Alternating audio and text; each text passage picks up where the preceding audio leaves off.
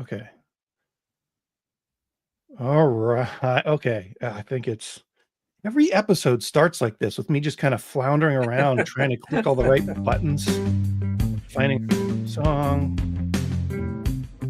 Roman, that was a nice little giggle you had there. Well, thank you. It's a little strange. Oh, I think so. Huh? Who was that? All right. Hey there, everybody. Let's stop this music.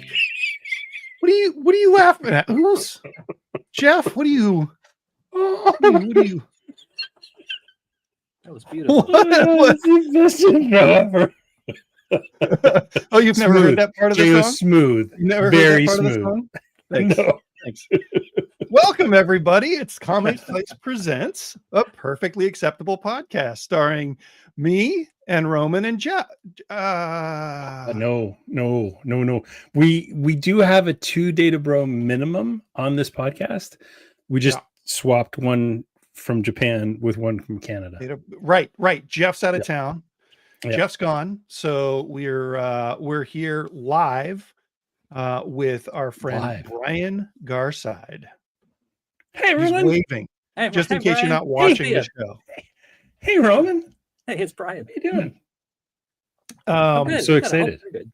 Thanks for joining us, Brian.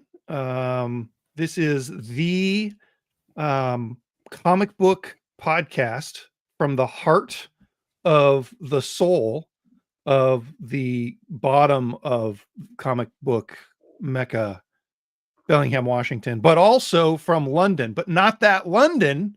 No, the other one. The other London, the Canadian London. The other one where we say a boot.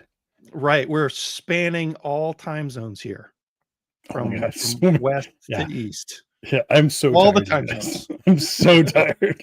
And if you count Roman and you go around the other way, we literally have all time zones represented. True. We are the world. Yes. Topical reference, Roman. Thank you for that. That's very timely. We are the children. Yep. We are the ones who it's gone. Make a better tomorrow, lighter day. Or lighter day, better tomorrow. Yeah, I think so. Yeah. You guys are good. I would sing, but we would get demonetized if we did. So I'm not going to sing, not because I can't, but only because I don't want you to get demonetized. I just want you to know that. That's very friendly of you, Brian. Well, because you're making big bucks on this channel now, so you don't want to get demonetized. The number of people we have watching and listening to this live right now, 563. I've never seen it grow so quickly. It's amazing. It's pretty wild. I feel like I've maybe made a mistake here. Because no? Okay. Can we do something about that image? Because that is incorrect right now. Can we fix that thing? Hang on just a second. Jeff's not here, right? So there we go. That's better. Now I got Brian represented on the screen right now. That for everybody. is correct now. Yes. Thank you. Look at that Canadian enthusiasm. I love it. He's very excited about this. I'm guys, I couldn't be more. I mean, it's 11:55 p.m. Eastern time, and I'm hanging out talking comics. I mean, what better thing could I do? Yeah. We should probably talk some comics. Yeah, we should. But before we do that, you know what we're going to do? Oh, is it the tradition thing? It's the tradition. We're going to listen to a little thing from our friend William Effin Elmer. Hello and happy episode number 409, my friends. It's a special episode 409. I understand that Jeff is in Japan right now doing Japan things. I sure hope they have Spam Musubi in Japan and Jeff is eating some of that up. And welcome, Brian Garside. Slight bone to pick, Brian Garside. You came to Bellingham when the shop moved. You said hi to all people. We met, we talked, we exchanged pleasantries. You left. You sent a voice memo to the podcast thanking literally every single human being connected with the podcast, except yours truly, Will Elmer. Just got to get that off my chest. I love you. You're wonderful. Don't take it seriously. But anyway, in honor of Jeff being in Japan, left me wondering, what are some of your guys' favorite stories that take place in Japan? Maybe it's a comic book. Maybe it's Kill Bill. I love Kill Bill. Great movie. Let me know. I'd love to hear it. Turn up. Love you guys. Awesome. Awesome. Hello and happy episode number 4. You guys want to hear that one? Friends. Hey, Will. Maybe Special William has episode two 409. I understand that Jeff is in Japan right I had it set to fade out, so it was a nice little fade there for everybody. Brian, before we get into Will's question and answering it and all that, I got to say that's why I never thank anybody for anything, because I'm always afraid that I'm going to miss somebody, and then everybody's going to think I'm a jerk. And you guys will attest to this, that before this podcast went on the air, I said, I think Will Elmer and I would be best friends if I was in Billion. That's true. And You did. now I've created a mortal enemy, and he's going to want me dead. And, you know, that's okay, though. I kind of want a mortal enemy. I've been looking for one my entire life, and I keep on just turning them into friends, which is not effective. So, we'll get there. Maybe this is the one.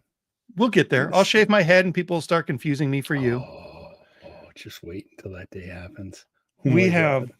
Brian and I have nearly a full head of hair, face of hair between the two of us. We smashed our faces together. We'd have one beard. My wife would really question our relationship if we start smashing our faces together, bud. Before we get into the comics, did you guys seen that? Yeah, let's what? Can we answer Will's question? Because I've got an answer. We probably should do that. Will's question. What is a comic set in Japan that you really liked? He said, well, he didn't say a comic, a story. Like, he said a story. Any story in Japan. Okay. I mean, if it's comic, I can think of one thing, but I've got like the best story. So I'm glad you're here to keep this on the rails, Brian. What's the story? That's what I do. 3 beers in. So there goes the monetization. Last year, a movie. No, I didn't say any bad words. I said beers. You can say beer. Last year, a movie came out called Godzilla -1, which I think is my favorite.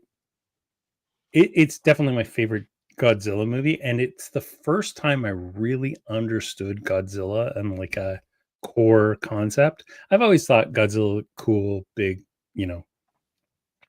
monster that smashes things. Right. But in that movie, you see that Godzilla is so the whole point of Godzilla is it's like a representation of Japan post World War II, and they are the only post-apocalyptic society if you think about it. And so Godzilla is like the result of that post-apocalyptic society. But Godzilla is also, and I'm sorry, you're Americans, this is going to be terrible to say, but Godzilla is a representation of America. America was this force that was unstoppable, right? And they took away Japan's like weapons and everything as part of the whole armistice. And this Godzilla thing is this unstoppable thing that is just America coming back and attacking Japan now that it's defenseless. And it was like, that was a moment for me when I watched that. And I was like, oh, this is so meanymerical. I love that movie so much. That's really cool. I'm sorry, guys. No, sorry, my American friends.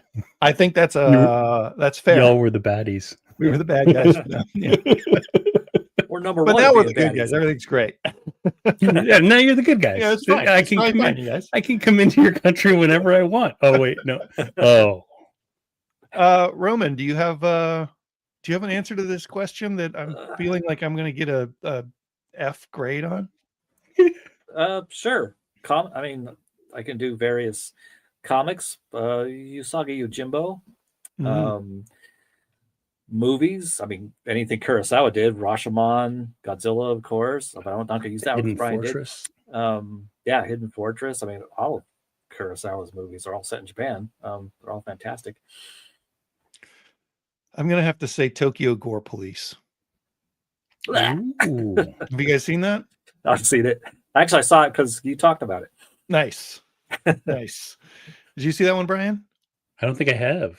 It is, I don't remember who directed it, but it's just the most unhinged story.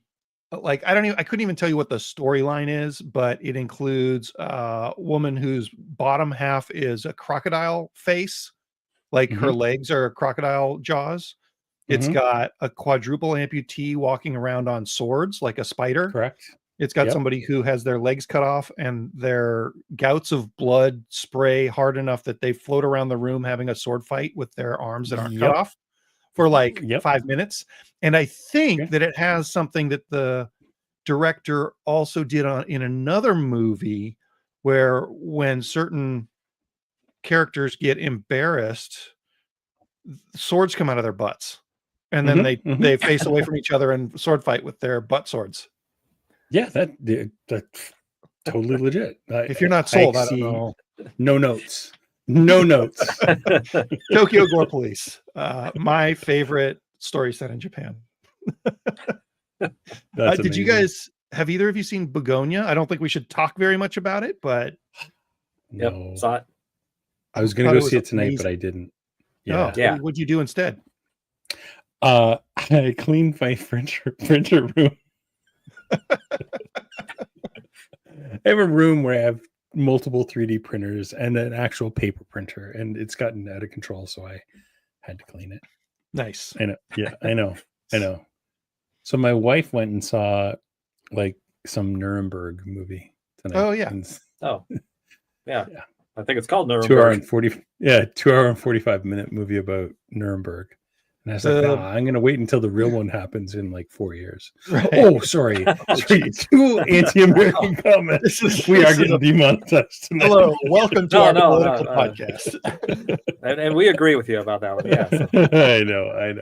You know, and it's funny you mentioned Begonia because that's, I was going to say that's also, it's a reimagining / remake, mostly a reimagining of a Japanese film, but I'm wrong. It's a reimagining of a South Korean film called Save the Green Planet.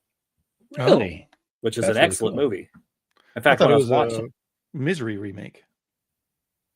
There's some Misery in there feels too. Like a little bit. Yeah. Sorry, I cut you off, Roman, when you were watching it. Oh, it's just funny because I kind of guessed where it was going, but now I don't know if that's just because I'd forgotten it was a remake, but subconsciously I remembered on some level because, not as smart as I thought I was. Well, I thought it was pretty awesome. It was great. Yeah. Okay. I'm going to, I was going to try to tag one of our friends, but I can't do it on Facebook. So instead of just dropping this ball, I'm going to drop us into the first book that we're going to talk about tonight. That is just a textbook segue. Yeah, right segue. There. It was a textbook segue. And for our American friends, he means a sejui, which is how we pronounce whatever. Oh, sejui. Okay. I thought we pronounce everything weird. All right, fair enough. Night Fight #1. DCKO Night Fight #1 of 4. Die to Fight Another Day by Joshua Williamson, Dan Mora, and Triona Farrell. This is what happens to Batman after he, spoiler alert, dies in DC KO #1 of 4. Oops, I mean 5. We extended it. Wait, what? It's a 5-issue miniseries now. Did they really? And they've already. I didn't even know that. Oh my gosh, that's amazing. Yeah. Which is pretty awesome. So in this, Batman, after he gets killed by during the battle, he has like this technology, like mother box technology, that transports him to like a statue that he then comes out of. I don't really know what happened there. And now he's in the far future where Dick Grayson is Batman and mad at Bruce. And we're all kind of on our back foot here, and there's a ton of Robins and sweet ass costumes. And what did you guys think of this? Do you think that first of all, that's a great title, Night Fight. Do you think Joshua Williamson or somebody else at DC has just been sitting on that title for years, thinking we got to be able to use this for a Batman story at some point, and finally it's here? It feels like a Scott Snyder pun to me, but he's had plenty of opportunities. Yeah. Yeah. They previewed these costumes beforehand, and the Dick Grayson Batman costume is like so perfect. It's such a great blend of Nightwing and Batman, and then even like during it, he makes a comment that the cape is detachable because he spent all those years without a cape. Oh, it's so good. Yeah, so good. Yeah, and I like him. I like his hair when he takes off his cowl, like just like gray-haired Reed Richards, Dick Grayson. So good. Yeah, it's amazing. And I still wonder, like, this Batman costume, the main Batman we get doesn't have those Kirby dots on him, does he? Like in the regular series? No. And so I think this is a special costume that lets him get to where he is. Okay. Because like it's got mother box technology in it, right? Right. That's why it pings at the beginning. Yeah. So I think it's like that's what would happen if you had a mother box costume. Yeah, I assume Cyborg like helped him make this bat suit. See, I went Mr. Miracle because he and Mr. Miracle are good buddies in the 70s, right? Oh, like, that's right. And look, Mr. Miracle probably helped him. Yeah, and the thing on between his neck and the bat is like Mr. Miracle's yellow thing. Very much so, yeah. But so, it's a W for Wayne. Oh, look at you. But you're right though, Roman. Like Cyborg is in the I think that's actually Future Cyborg that's in there.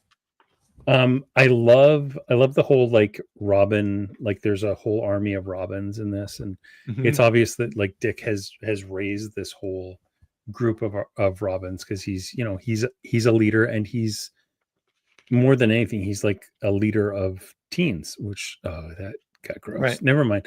We're getting demonetized after all, fellas. Dang it. But yeah, I love the whole like Dick leading Robins kind of thing was very cool. All I need in a team of Robins is a bunch of Tim Drake R symbols, and that's what we got.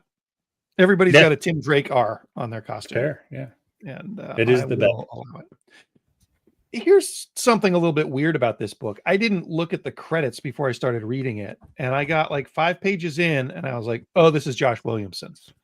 Yeah. And then I looked at the cover, and I was like, "It is Josh Williamson." But I could probably read 5 pages of Scott Snyder and then tell you why I think it's Scott Snyder, right? Or 5 pages of Jeff Lemire and tell you why I think it's Jeff Lemire.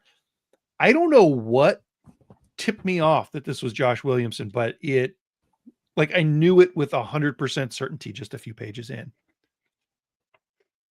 I don't know why.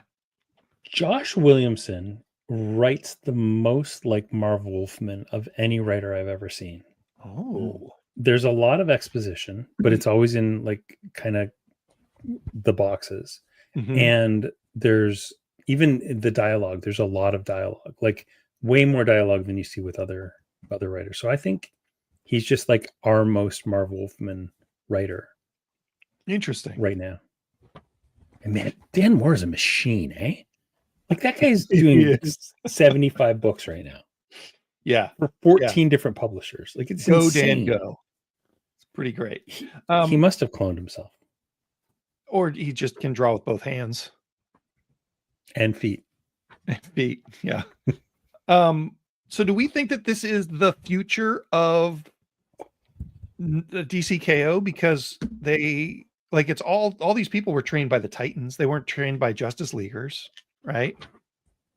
So I wonder if this is like the actual future of what they set up in KO.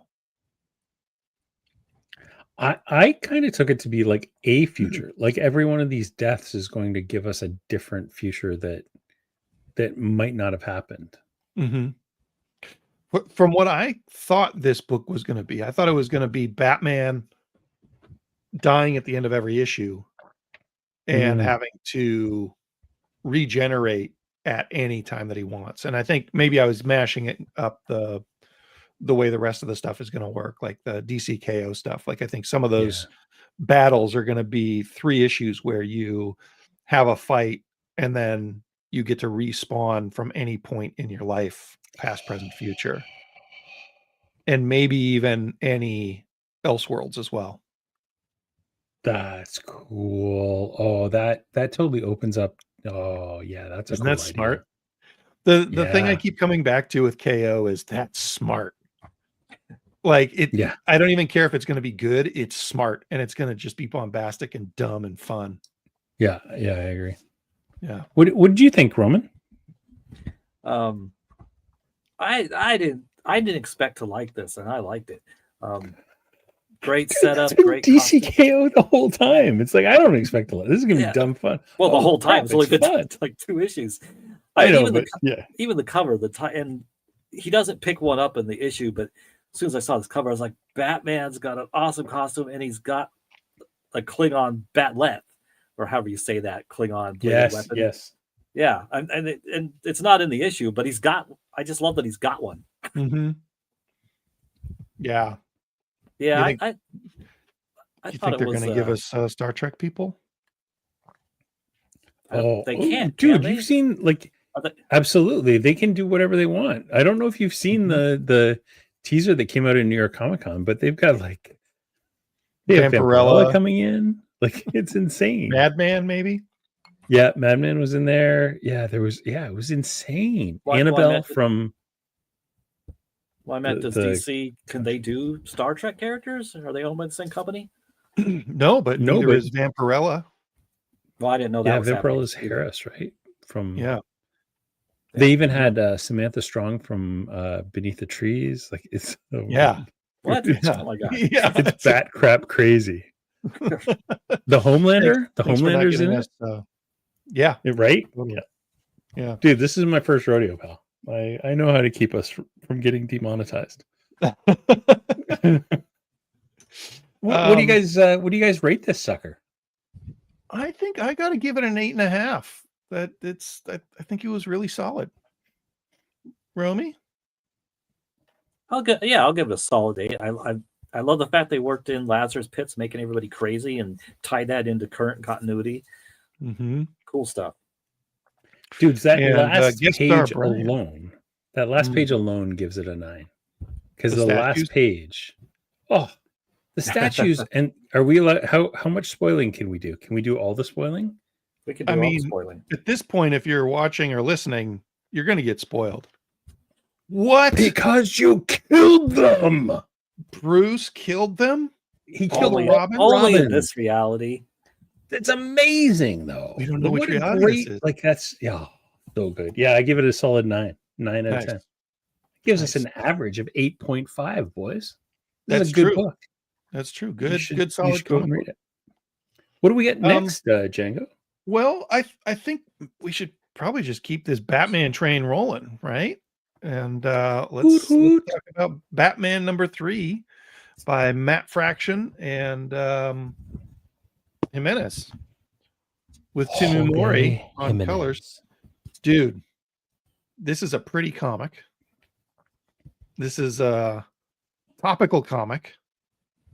And I love seeing Bruce just kind of fumble his way through stuff. Like in his Bruce Wayne side of things. I think I could do without the glowing yellow bat symbol. But I like me a Riddler who's even crazier than usual. And after I read this issue, so there's it's I mean, most of these are supposed to be one shots that are part of a larger story, right? Yeah. And after I read this issue where the Riddler is just kind of like running through his thing, asking riddles, almost too fast to answer, and Batman gets figures out the answers, and Riddler has been forced to say riddles, and he's asking Batman riddles so that when Batman answers them, he understands that Riddler is being forced to do these riddles. And I just thought that was like a really cool way to do things. like a neat way to, tell you what's going on with Riddler and have Batman answer that question. Yeah, 100%. Yeah. Everything about this issue is like so good. Like from just a craft standpoint, like I can't remember the last time that we saw, you go from what is that, like a 14 panel grid into a like beautiful series of like 5 and 9 panels, and then you get this gorgeous, like the most. Look at that! It's just like that. Yeah. Would you look at that? It's so gorgeous, and like the pacing in it is so well done. And then you've got Vandal Savage planting evidence against Batman. Yeah, which is amazing. And then you have like this subtle thing that's going on in the hallway with Bruce and I guess Tim's boyfriend, who is basically insinuating that he thinks Bruce Wayne might be beating the crap out of Tim Drake. Because every time they go on a quote unquote ski trip, Tim ends up with bruises. Yeah. And it's like, oh, that's terrible. And then we have Hugo Strange, who, like, when's the last time we saw Hugo? I think he's in Dark Patterns right now, isn't he? Maybe so, but like, he's I love the way that they use him. Yeah, he's such a good like psychological villain. Yeah, and I even this like crazy, like, we need a new action figure with that costume. I'm totally buying it with your legs. Like, I'm sorry, I'll buy it. I know you don't want like a flashlight inside him, right? Yeah, it's just so good. And Matt Fraction has said that this is not an AI Alfred; it's supposed to be a ghost. But man, he keeps showing up in the car, and you just think like, okay, that's an AI. Come on, he's got an AI hologram. It's a hologram. Sorry, Alfred. Sorry, Alfred. No, that's Jeff's thing. I never pronounce Alfred. Those and he shows, and he shows up somewhere else in this issue too. I thought. Yeah, he did. Other than in the car. Yeah, I forget where. Yeah, because he's in the during the Damien fight when he says, "Did I ever do that to you?" And he said, "Not physically, sir." Oh, yeah. Mentally, all spiritually, many, many times. So it's not supposed to be high, huh? I don't know. No, because Damien kicks Bruce right in the dingleberries. Very, very solidly. I like that. Believe it or not, I liked the nut kick, guys. Makes sense. You would. I like the Gordon and Bullock and Batman, the roof scene. That was great. Yeah, where Batman distracts him so he can get away. Yeah. Yeah. This is such a pretty book. Like, I like this. It's gorgeous. This version of Jimenez. Like, I feel like his art has changed quite a bit in the last 3 or 4 years. And this one's a little sketchy and still hyper realistic somehow. Yeah, like he's obviously simplifying it and like making it. I have a funny feeling he's got background artists that are doing a lot more background work, because his backgrounds have gotten way more detailed, while his foreground characters have gotten more loose. Yeah, and I think that looseness actually gives things like more of a kinetic energy and makes things look more dynamic. It's just it's so good, good. Love it. Yeah. Good comic. I'm gonna give this another 9, fellas. You got a 9 from Brian. I might be going too light. You're in a good mood tonight, buddy. Wow. What do you got for this thing, Romy? Oh man, I'm gonna give it an 8.5. I really liked it, but it's also funny. I can't. When I started, I was like, did I read issue number 2? None of this. I don't know. I still don't know what happened in issue number 2, but it doesn't matter. Well, it's supposed to be kind of like one shot, so you don't need issue to issue. Although Robin's pretty beat up at the beginning of this issue, so yeah, and I have no idea how that issue 2. Yeah, I have no idea how Robin got so beat up. That was the one where Robin had. I think that was the one where he was learning to drive, right? And the Batmobile has 13 gears, and right, Bruce and one of them is like a quantum. Yeah, it's like, oh yeah, no, that's the super secret gear is number 13. Crisis. Yeah. Okay, I remember that dialogue now that you say it, but I still don't know how he got still beat up. Those cops that are dead in the beginning of this messed him up pretty bad. One of them shot him. Oh, yeah, I'm gonna go with an 8.5. Also, another Matt Fraction. You've done it again. You mad genius. Well, let's talk about another book here. I want to hear Roman talk about Captain America versus Alien. I didn't guys, read it. Did you read it, Roman? On religious grounds, I'm going to bail out of this conversation. Listen, I can make that happen. Oh my gosh, Roman, tell me about Captain America versus Alien versus Captain America. And I chose this cover on purpose because it's a better cover than the A cover. Oh yeah, that cover is beautiful. The one you chose. Well, it's just Captain America and Bucky in the beginning fighting Nazis, which is awesome. It's got a great Red Skull horror. The return to a classic Red Skull thing where he infects people with his Red Skull poison or whatever, and it makes people die, but their face kind of rot away to being a horrible, meaty Red Skull. And they don't always do that in the comics, and they did it in this issue. So I like seeing that. But, you know, Baron, it's all the classic Cap stuff. Nazis, Baron Strucker. Baron Strucker uncovers a cache of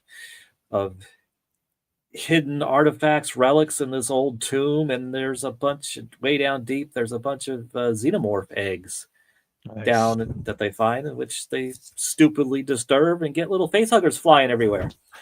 And of course, Strucker, being a good Nazi, decides, oh, we're going to use these and turn them into weapons. And then the Howling Commandos show up, and Cap and the Red Skull. There's a Alien Queen, and oh boy. So it's going to be Cap and the Howling Commandos and Bucky fighting xenomorphs in World War II, surrounded by Nazis. That sounds pretty good. Yeah, it does. And it's early Cap and Nick Fury, so they aren't necessarily buddies yet.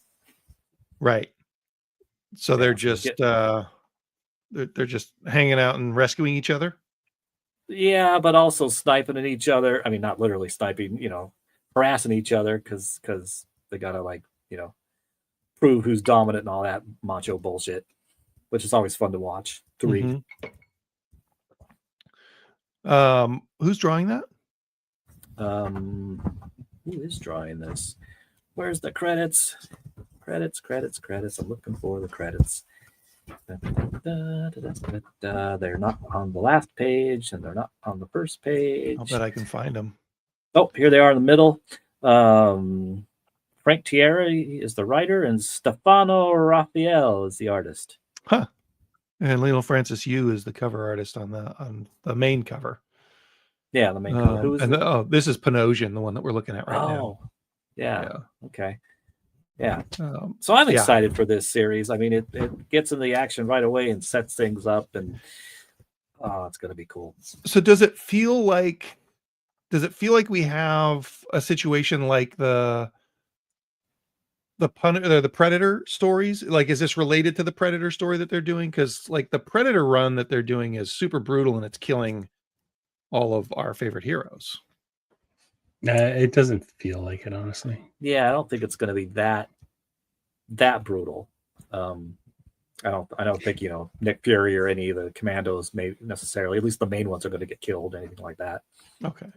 I don't know, though, because, you know, in canonically in the Aliens universe, the aliens have never come to Earth during current times. So I don't know. This is like all everything is just up in the air. That's Are we sure? Well, this isn't current times because it's World War II. Oh, true. That's what I mean. Like the aliens have never been to Earth before that we know of. True. Good. What if they get destroyed at the end? Yeah, because these ruins that Strucker and his Hydra Nazis go down into, these ruins have been here much longer than they're probably from, I don't know, 14th century or something. So the aliens came down at some point. Isn't it like Egyptian kind of stuff that they're talking about at one point? Yeah, Django, are they're you in. familiar with the Alien franchises? Yeah, like Enemy Mine. No, And, no. No? We're talking the canonical Ridley Scott like Men in Black. James Cameron / Aliens. Oh, like Raised by Wolves. David Fincher did one. Raised by Wolves is a Ridley Scott, but it's Starman. Did you know that Ridley Scott is actually tied in, or Raised by Wolves is actually tied into the whole? Well, I assume with Aliens the universe? with the milky blood that those androids Yeah. had in it, it must Yeah, be part heck of it. yeah. Did they tie it in with Alien Earth officially? I don't know if they have yet. So I literally watched the first episode of Alien Earth, and in a very Aliens way, absolutely nothing happens in that episode. Although a lot of stuff happens, nothing happens. It's at one point I looked at the clock and I was like, how have I been watching this for 45 minutes? And it simultaneously feels like I've been watching it for 2 hours and also 5 minutes. The 2 hours and that's what this book felt like to me. Timothy Oliphant chewing the scenery. Oh my God, yeah. You're but just that's what this sitting book there loving it. felt like to me. It was nothing really happens, even though a lot of things happen. Nothing of consequence really happens, but it sets up significant consequence in the future. So it was interesting, but for me, not good. So if you were to give it a score, Brian, what kind of score would it be? I would give it a 6.5. I think the art is like, it's good, but it's very workman. Like it's just solid. It's not it's not 90s Marvel art in any way, shape, or form. It's very, very well constructed. But it's just like, it's the first hour of an Aliens movie. You can probably skip this issue and jump in on issue 3, and then that's where the good things will happen. It's my favorite kind of comic. What right? Would you Roman Brian, are you going to stick with it first of all? Are you going to read the next one? I probably will. Okay. I might. Or are you going to skip the next one and read the third one? Because that's where the good stuff will happen. And then I'll go back and rewind to number 2 later. Perfect. Roman, what about you? I'm going to give it a 7.5. Nice. So you liked it 1 whole point more than Brian did. I did. That's true. It's very workmanlike art, but I like the setup. I especially like the idea of the xenomorphs coming down to Earth during the time that the Inhumans, the Tillin, was located in the Himalayas. That was cool. All that. Nice. Yeah, the art reminds me a lot of Lee Weeks. Like, it's solid. No. But it's just not, it's not my cup of tea necessarily. And that's okay. Lee Weeks. Yeah, it's not as good as Lee people Weeks. Do. Yeah. And it's not as good as Lee Weeks, but yeah, it's very Lee Weeks-ish. Yeah. Well, boys, I think we should move along to a new book by our friends at Ignition Press. No Place, number 1. And Roman, did you read this one? You didn't, did you? No, I don't even remember seeing that one. This is Brian, you talk about this. I think you were more excited about this than I was when we were talking about it earlier. I think that's fair. First of all, I love everything about these books. Like, they feel nice in your hand. They have a nice mouth feel. I love so we got one this week because they're all numbered on the back. Oh yeah. And there's serial numbers one on the that was 0084, which is the lowest number I've seen so far. I got 5306. So I know our friends who publish it each have a serial number that they're hoping to get. Yeah, that's awesome. I don't remember what it is, but I like the idea of gifting them the issue that they wish they had, but they don't have control over getting it. Yeah, it's so cool. And yeah, the randomization has been really good. Like, I was just kind of idly looking at the numbers as I bagged and boarded them all, and we had everything from like the 048 to like a couple of 6500s and 4229, which is the one I got. But this book is absolutely gorgeous. Like, it is so beautiful. The colors are so vibrant and bright. The paper stock is beautiful. There's no kind of outlying lines. And you were mentioning Django earlier, that it's by the same dude that did we only find them when they're dead. Yeah. Which, like, I really like the art. I don't love it as sequential fiction as much. This issue felt better to me than some of their previous work. But a thing that we've talked about on the podcast a lot is how it feels like this artist is always zoomed in about 2 steps closer than I like. I can totally buy, like just these overhead shots are just a little too tight. A little close, like a lot of close-up eyeballs and hands, and this issue feels a little more zoomed out, and I appreciate that. I think it didn't gnaw at me. It does feel a little bit like Low. You guys remember Low, the Rick Remender book? Similar kind of swirly, interesting colors and stuff. And I think that's going to serve the story well, because the story is basically like Dorothy Gale is in charge of the Department of Truth. And the Department of Truth is in charge of guarding the doors to Narnia and Oz and all these alternate worlds that you would go to. I guess what's the one from Fables? Fableland? The lands? This did feel very Fable-ish to me, but in a good way. Like I loved Fables. I thought it was such a good book. First 75 are amazing. This feels very, very much like that. And I love just the idea of Dorothy being the main character, and she's been alive since like what does it say at one point? Like 1913 or something like that. That sounds right. She was that 1950.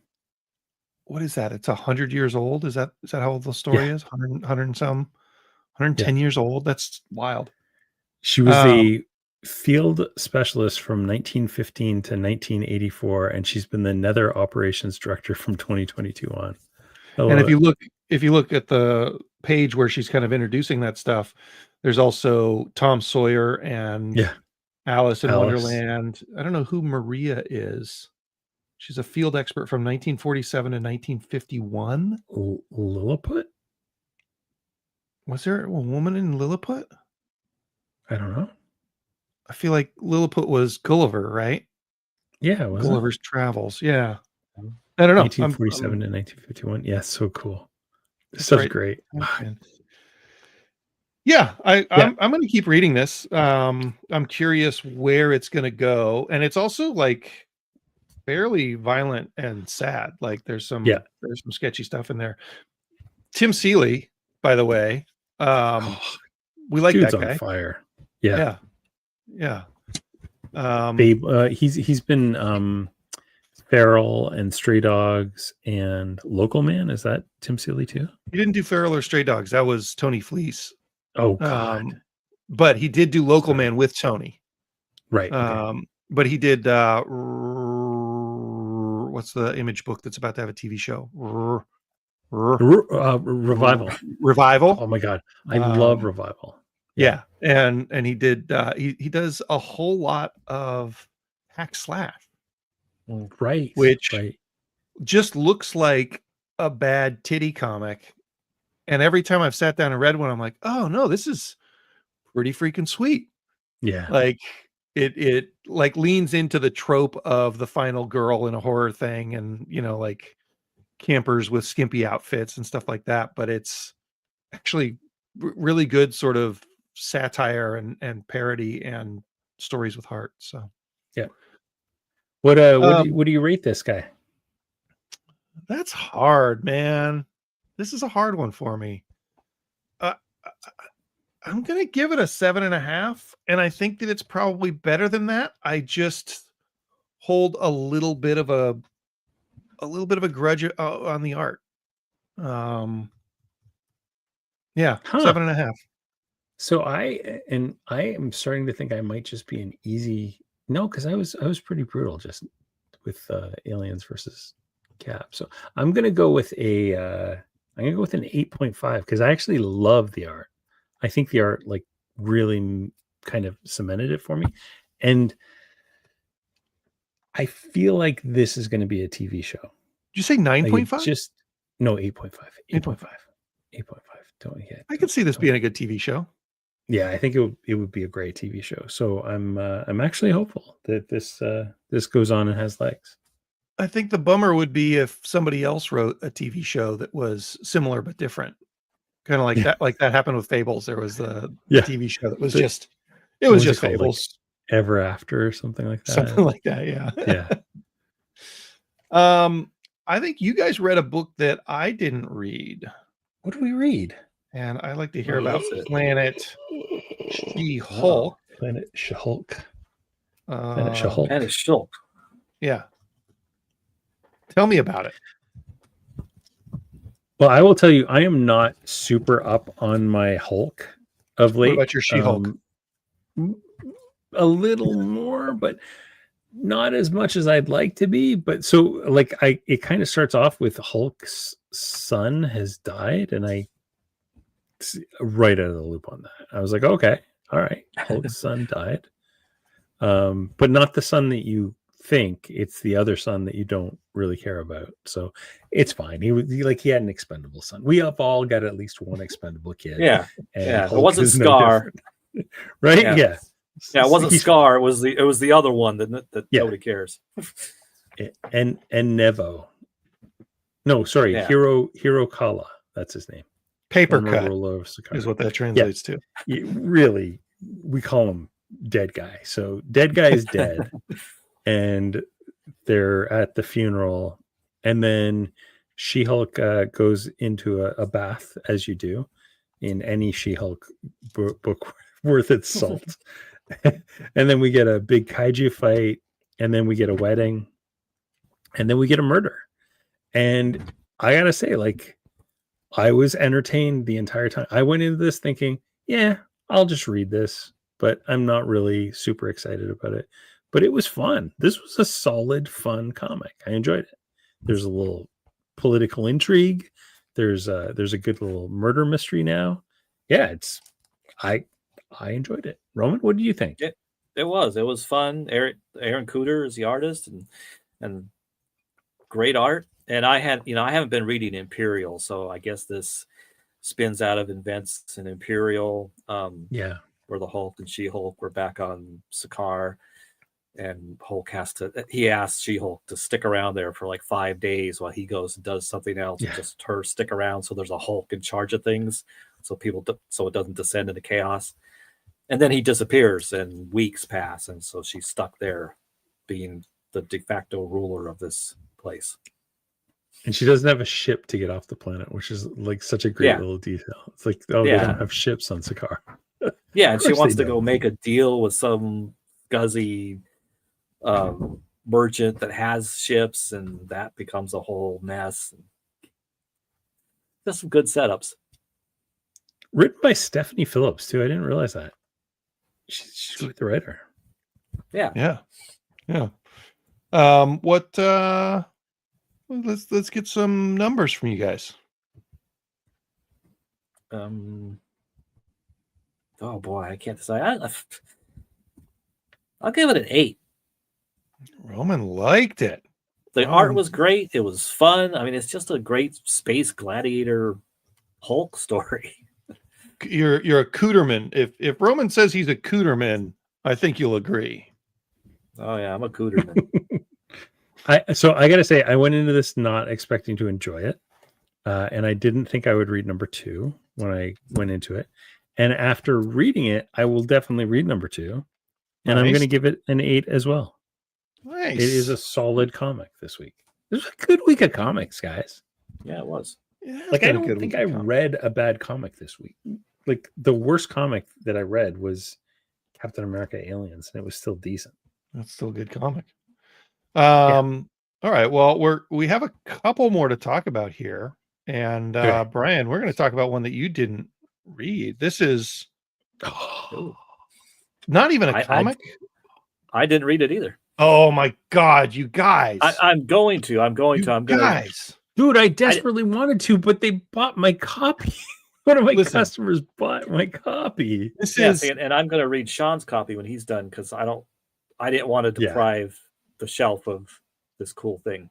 This is Ice Cream Man, The Mortal Coil Shuffle, and it's a comic written over 55 trading cards or playing cards. I think your credit card was actually in there. There's somebody hands a credit card over, and it's a Holt Bank credit card. There's a divorce attorney business card in here. There are Magic style playing cards that give you like the story at the bottom, and then you go up to the top to read the word balloons. There's an Uno reverse card that messes with the story. Like that's incredible. It's 55 playing cards, and you get to flip through them however you want. That's not true. You have to read them in order. You could shuffle them, but the box says whatever you do, don't shuffle these, or the story's not going to make any sense. Really, really big. Do not shuffle these cards. But there are numbers at the bottom. So if you came up with a game to play with this, you could put them back in order and read them again. That's really but it's like a classic game or a classic story from Ice Cream Man, but done as trading cards with a theme of the number 1 and Uno running throughout. And we get Rick the trickster doing some trickster stuff. There's a tarot card in there. Because we don't always get the Ice Cream Man himself doing things, right? Like sometimes it's just sort of a bummer, but in this one we get him doing bad guy stuff with cards. So there's like a gambling theme, a credit card, business card, Uno cards, 10 of spades card, poker cards. And I'm just realizing this now, magic cards. Like the story incorporates all these different types of cards into itself. Tarot card. Oh, wow. There's like, even he's right, the deck is stacked. Like that interrupts your story with a card that gets in the way of the rest of the story. Like it's just brilliant. There's flashcards. Like these guys, man. Yeah, I'm so excited I'm so excited to get my copies next week when I get my restock, because it looks so much fun. It's a 10 out of 10. You gooey nuts. Go easy gooey. Easy gooey duck. Wow. Wow. Yeah. As soon as I read it, I ordered another 10 copies because this is just a fabulous thing. I only had one sub for it, and I immediately ordered. I think I ordered like 10, which is pretty heavy for me because I've only got 128 subs, and we sold out like by the end of Wednesday, and I had to give up my copy because the guy was like, "Hey, do you have an extra?" Sure. And then I ordered another 10 from Lunar. Yeah. So that's a 10 for that for me. I think that's you guys will enjoy it. I expect it to be a 10 for me. Just a preemptive 10. Not a preemptive. But yeah, it'll be a 10. I'm sure. Yeah. I can't imagine it won't be. Did you both read Assorted Crisis Events number 6? Ask Cry Eve 6. So sad. Jesus. Yeah. Okay. Like, I hate Dennis Camp. I think he is the worst. He is terrible. I'm so sick of Dennis Camp. I'm canceling him right here and now. You don't like feeling feelings, Brian? No, I am a robot, and I do not need to be crying in my car when I'm reading a comic book. That's ridiculous. Did you stop watching Walking Dead when your favorite characters died? Maybe. I don't want to talk about that. Yeah. Walking Dead is the only comic book in the world where I threw a comic book across the room when something happened. And I was so mad, and I refused to touch that comic for 2 days. It sat there and it knew what it did. Nice. But yeah, this one wasn't like that. This the was Glenn one. Yeah. Yeah. I was so mad. I was Walking Dead- so irate.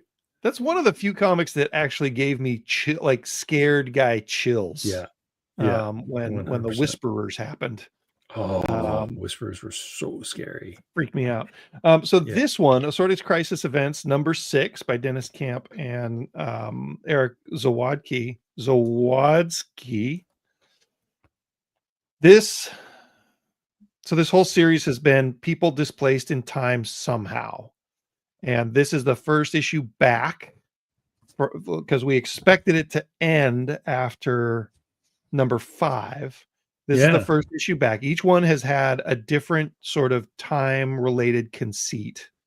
And this one is clearly like a dementia Alzheimer's situation, but instead of the person's brain thinking that they're in a different time, it's the whole person.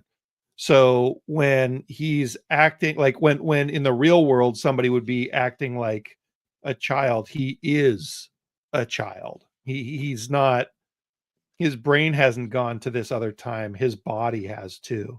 And his wife is in a support group with a guy whose daughter is just aging, or whose wife is aging backwards. And so like she's getting younger and younger. So it's kind of a what's his name? Benjamin Button situation. Buttons. Yeah. Right.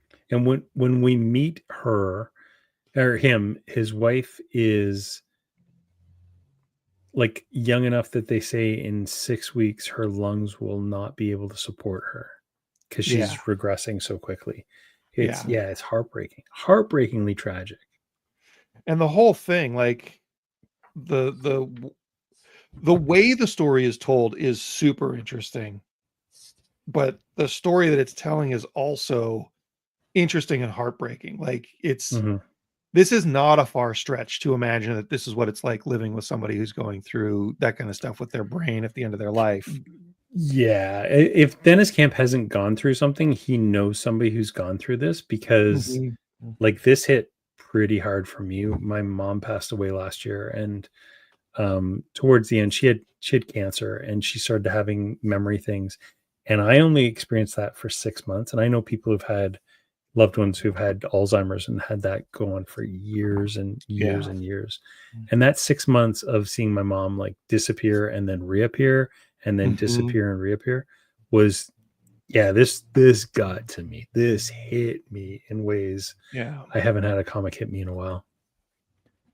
Yeah. Well done, Dennis Camp. You dick. Yeah, I hate him. Worst dude on the planet. Those last few blue pages where like where she's holding a tiny baby. Jesus. God. And having flashbacks. And then she has all these flashback memories. Oh. It was so Roman, sad. You read this, right? Yeah. And you're barreling towards this in real life. So how did you feel about it? Oh, God damn you. Wait, it was so it was so tragic. Though and amazingly ends in a how I don't want to say happy place, but a kind of a place of acceptance. Dude, that is so graceful. The most tragic thing about this stuff is like there comes a point in somebody else's suffering where when they pass, it's a relief, and you feel so much guilt over the fact that you're happy that they're at peace. And that's what I felt at the end. It was like I've never seen it kind of communicated that way, but it was oh, I got chills just now. Chills. Yeah. I mean, how fucking Camp, man. I mean, how does he have this writing talent? I don't know. And he's fairly new to comics, right? Like he came out of the gate swinging, and this is Ice Cream Man level discomfort. What's really funny to me is like 2 years ago, I distinctly remember having a conversation with you, Django, and Jeff about the Ultimates, and I was like, this Dennis Camp guy, like, is he good? Because it boggled my mind that they put him on such a high profile book, because it was like only the fourth Ultimate book, and you had Peach Momoko, and you had Jonathan Hickman, and then Dennis Camp. Like, Yeah. what? Who is this clown? Yeah. And then like 2 years later, I'm just like, oh my God, this guy might be the best writer in comics right now. Yep. Like Grant Morrison level writer in comics. It's Yeah. crazy. And not afraid to look directly at the thing that makes you really sad. Right. And because every just one like of these Grant has Morrison, had that. yeah. And like Grant Morrison, it usually takes me 2 reads of a Dennis Camp book to actually get the stuff that I missed the first time. Yeah, totally. Yeah. Yes. There's a full page where it's him at different ages talking to his wife, but it's a Clue game board. Yes. And that game board is on panel 3 along with the maze. Yeah. Just imagine, you're right. Imagine the chaos of a house that has to be equipped to entertain everybody from a baby to an old man. Yeah. Like, and then later on when he gets lost in his house and it's represented with a ball maze, that one got me really good. Just that page of him being completely lost and confused in 45 minutes or whatever. Yeah. You know that ball maze is also in panel 3. I know.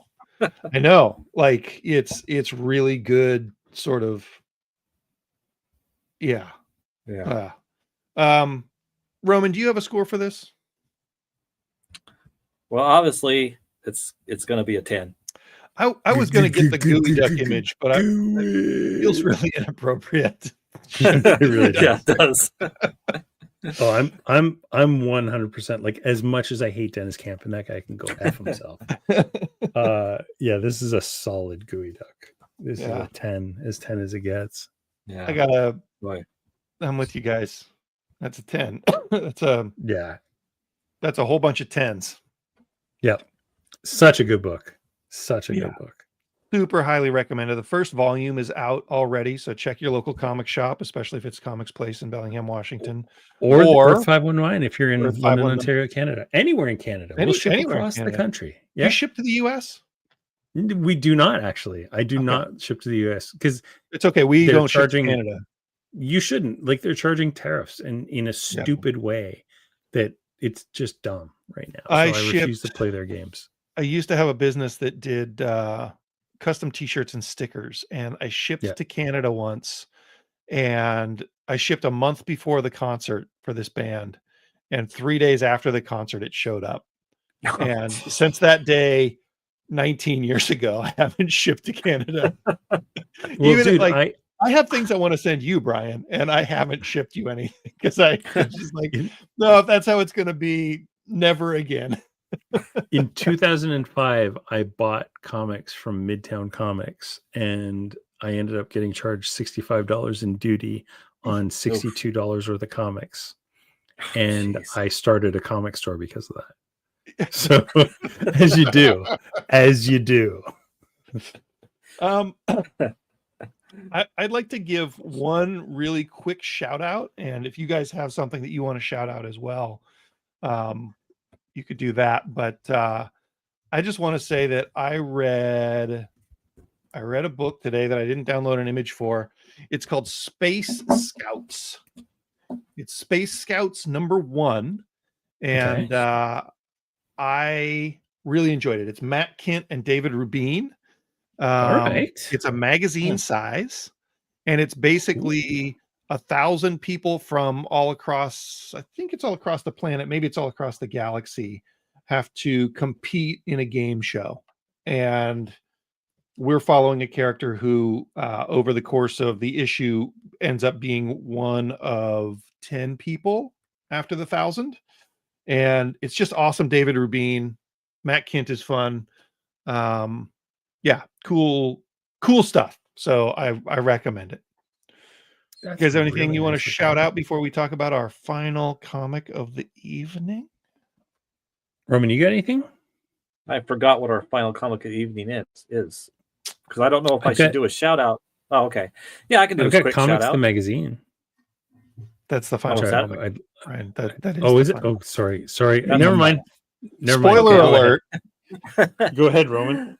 Okay, well, I'll do a quick shout out to Harley and Ivy Life and Crimes #1, which by Erica Henderson, doing art and writing. The definitive origin of DC's wildest love story. And this is going to be, I like that cover. I've just got cover A. I like that cover B. That is a nicer cover for sure. Yeah. And this is just going to be a lot of fun because Erica Henderson, writer, if I remember correctly, of Squirrel Girl, one of my favorite comics of probably the last 10 years, is doing this series telling the origin of the Harley Ivy relationship, starting with the first time they met. And it's just funny and cute and clever and, dealing on a surface level kind of with Harley. It starts off and she's debating about going back to the Joker, even though he's such an abusive asshole to her. And then Poison Ivy shows up to blow up the factory with the green goo in the vats where Harley's thinking about this, and I think it's the same factory where Joker was created. That's what it looks like to me. Yeah. Yeah, and they get in an argument about it because she doesn't want her to blow up the factory because it's part of her origin story. And Ivy's like, "Why the hell are you even thinking of going after this guy?" And then Joker shows up and starts assaulting them both. And it gets nasty. Like classic Snyder face torn off Joker too. It's like so really and gross. Yeah. It's amazing. That's pretty rad. That panel is so great. Look at him with this face. I love the idea of that Joker being kind of goofy. Yeah. Yeah, that's pretty good. This is so good. Roman, you got a number for it? I'm gonna give it a 9. 9. Dang. Okay. But I mean, I guess Erica Henderson's pretty rad. Yeah. This art is great.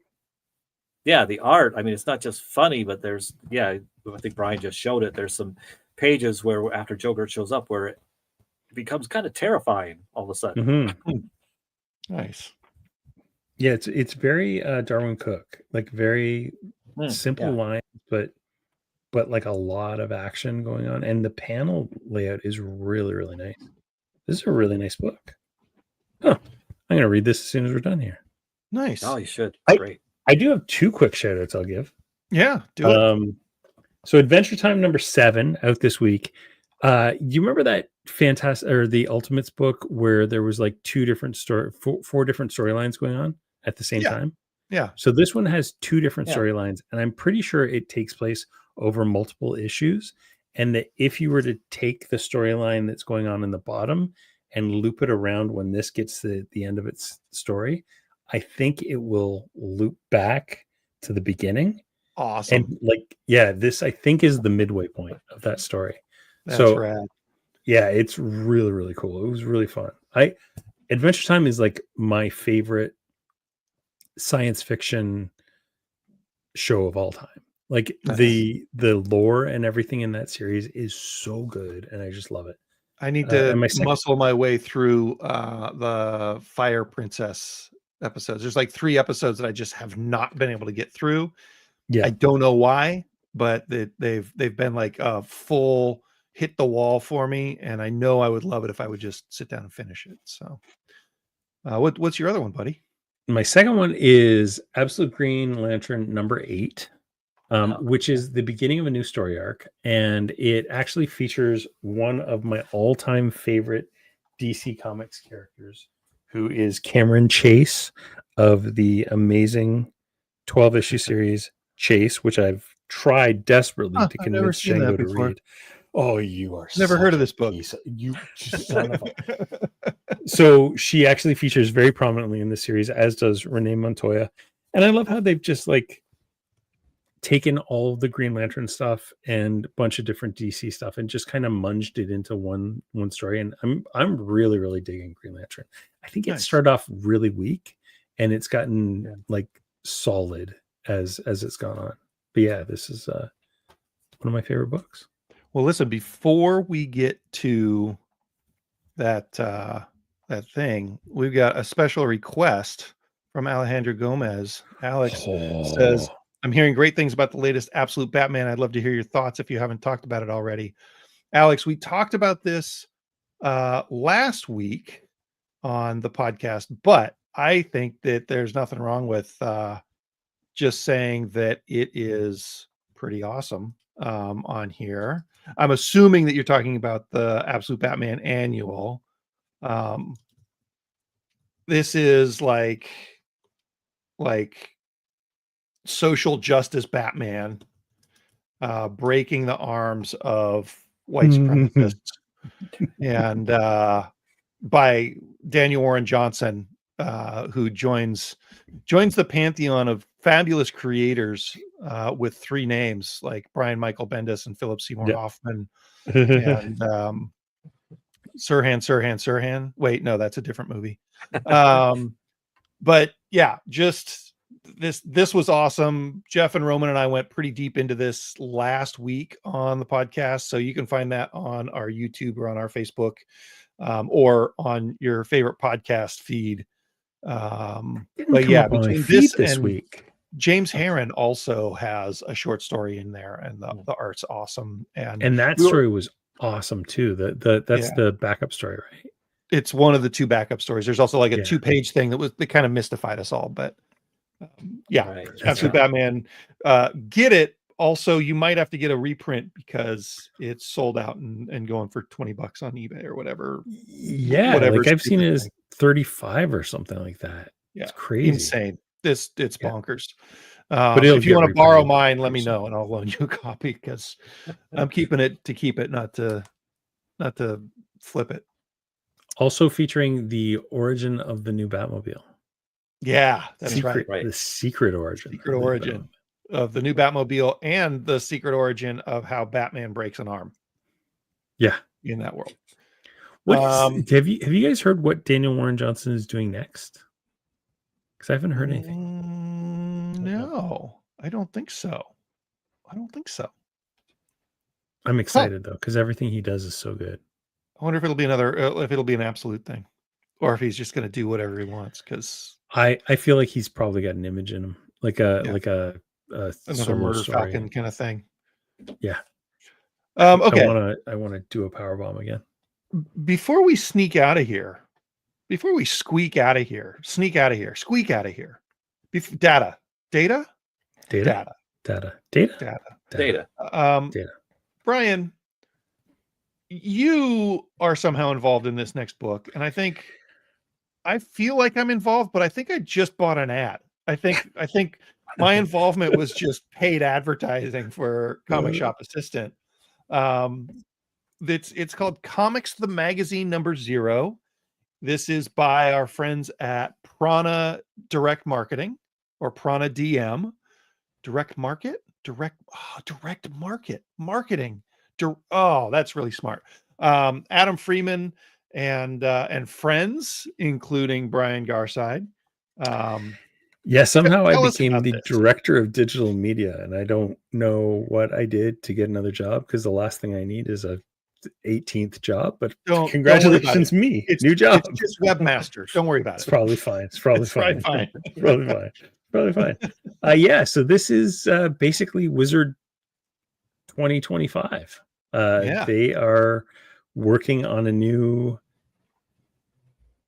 Wizard type magazine. There's an amazing interview with Rob Gilroy in here, like a multi-page. Like you don't see this kind of like comics journalism anymore, where you have a 4-page 8-point font interview with somebody. Tiny. It's awesome. It's so tiny, but it's so good. And it was celebrating kind of the end of Farmhand by Rob Guillory. By Rob Guillory.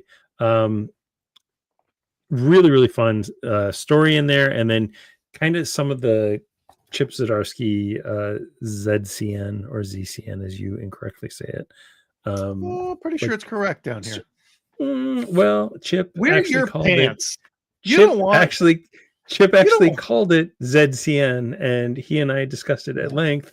So, I don't mean to name drop, but think I know what a fellow Canadian's thinking. Just saying.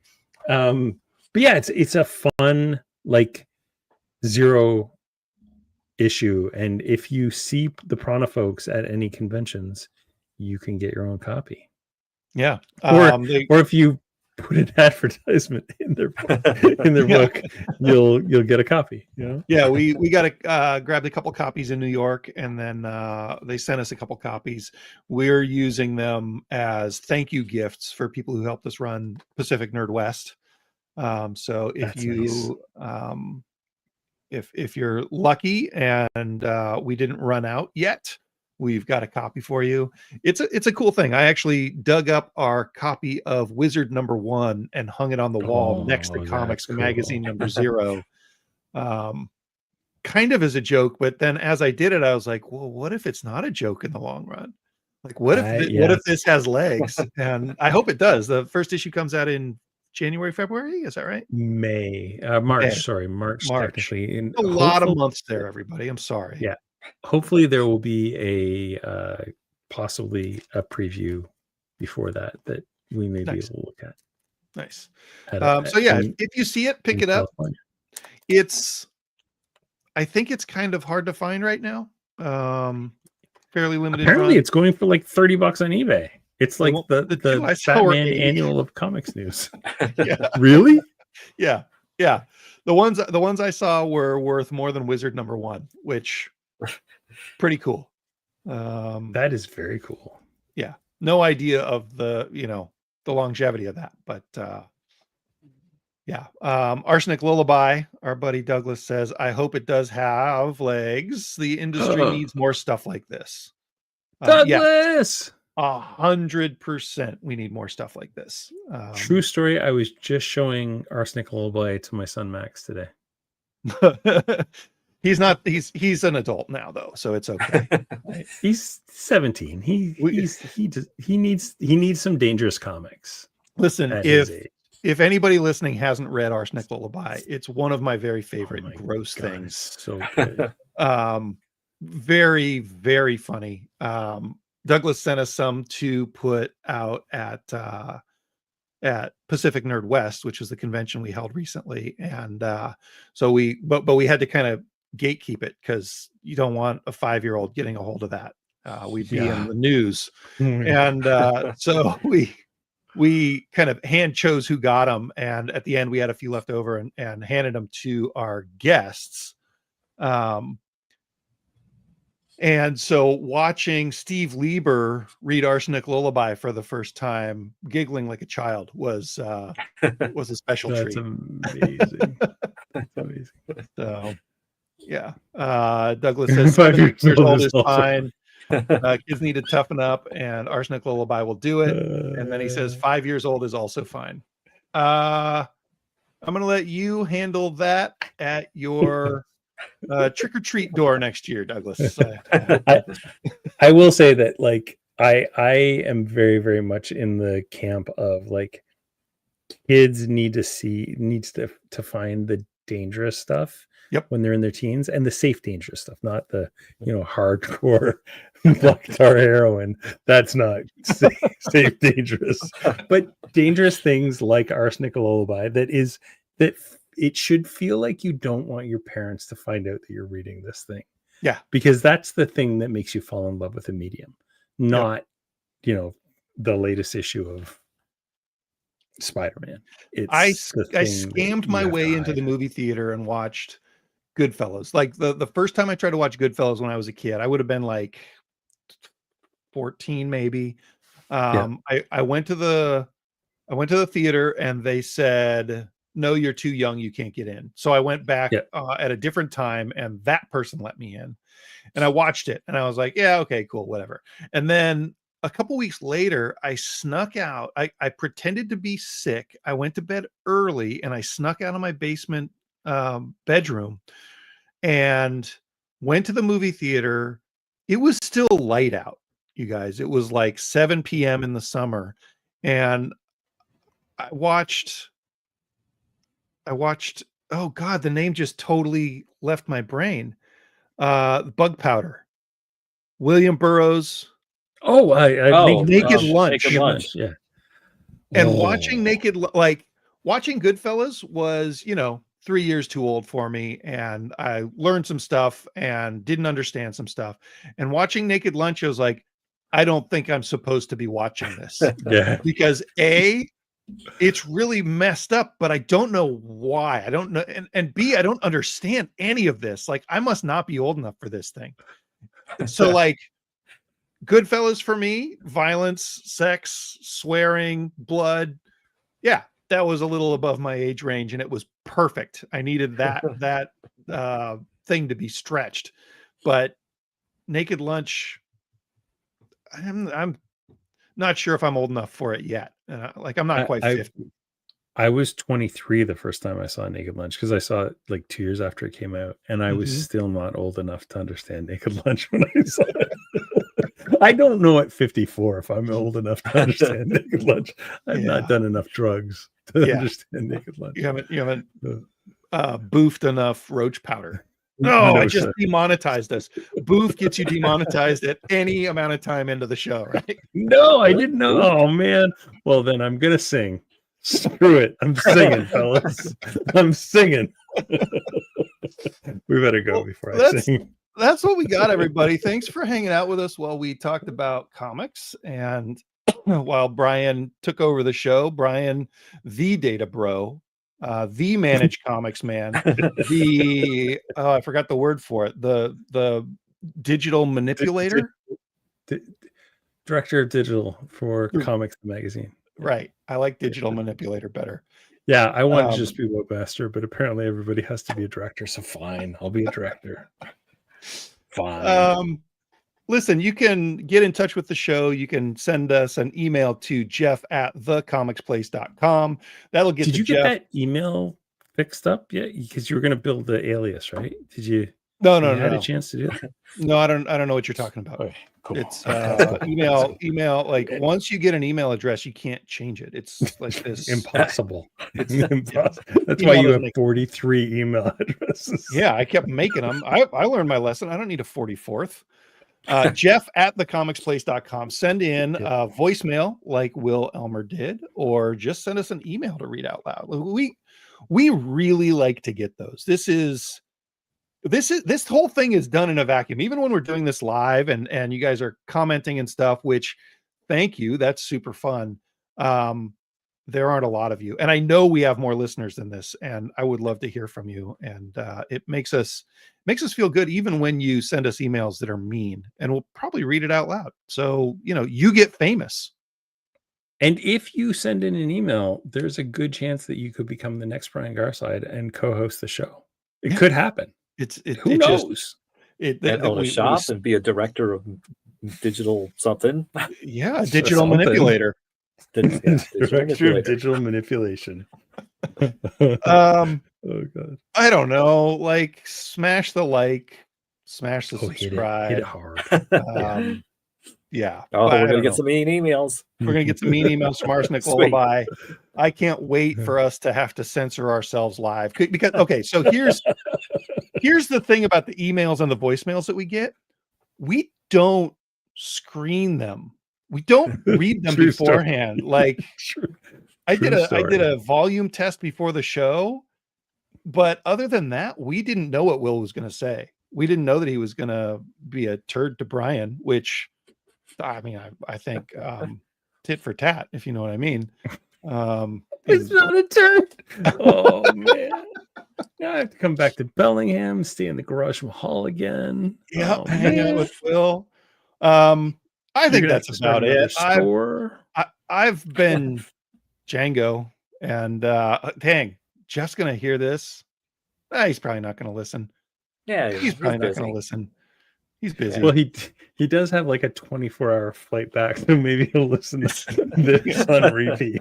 I sent him to Japan. I know we keep trying to end this, but I sent Jeff to Japan with my humiliation chamber, which is an inflatable pillow that sits on your lap and lets you like rest your head on it because it's so tall, and put your arms through it.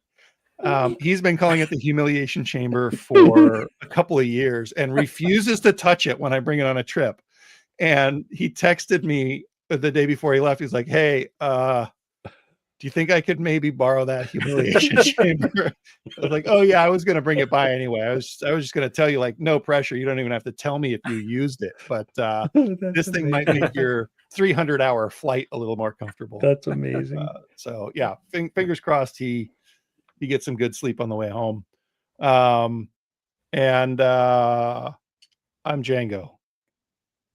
I'm Roman. And I'm Canadian Brian Garside.